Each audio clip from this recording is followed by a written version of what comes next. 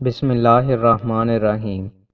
رسول اللہ صلی اللہ علیہ وآلہ وسلم نے ارشاد فرمایا، نماز تہجد پڑھا کرو کیونکہ وہ تم سے پہلے صالحین کی روش ہے، تمہارے رب کا قرب حاصل کرنے اور گناہوں کی معافی اور گناہوں سے باز رہنے کا ذریعہ ہے۔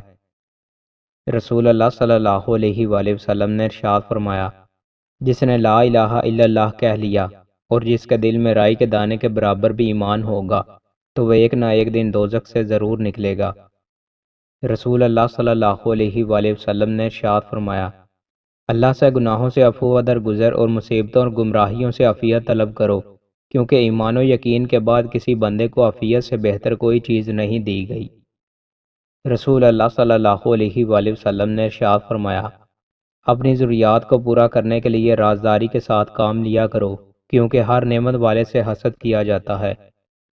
رسول اللہ صلی اللہ علیہ وآلہ وسلم نے ارشاد فرمایا، جب تم بستر پر سونے کے لیے لیٹو تو آیت الکرسی پوری پڑھ لو، تو پوری رات اللہ تعالیٰ کی طرف سے ایک فرشتہ حفاظت کے لیے مقرر رہے گا اور کوئی شیطان تمہارے قریب صبح تک نہ آ سکے گا۔ رسول اللہ صلی اللہ علیہ وآلہ وسلم نے ارشاد فرمایا، قیامت کے قریب تم ایک ایسی قوم سے جنگ کرو گے جو بالوں کا جوتا پہنتی ہوگی، اور ایک ایسی قوم سے جنگ کرو گے جن کے منہ تہ بتہ ڈالوں کی طرح ہوں گے۔ رسول اللہ صلی اللہ علیہ وآلہ وسلم نے ارشاد فرمایا، کسی مسلمان کے لیے جائز نہیں کہ اپنے کسی دوسرے مسلمان بھائی سے 3 دن سے زیادہ سلام کلام بند رکھے۔ جب دونوں کا آمنا سامنا ہو تو وہ اس سے منہ پھیر لے، اور یہ اس سے منہ پھیر لے، اور ان دونوں میں بہتر وہ ہے جو پہلے سلام کرے۔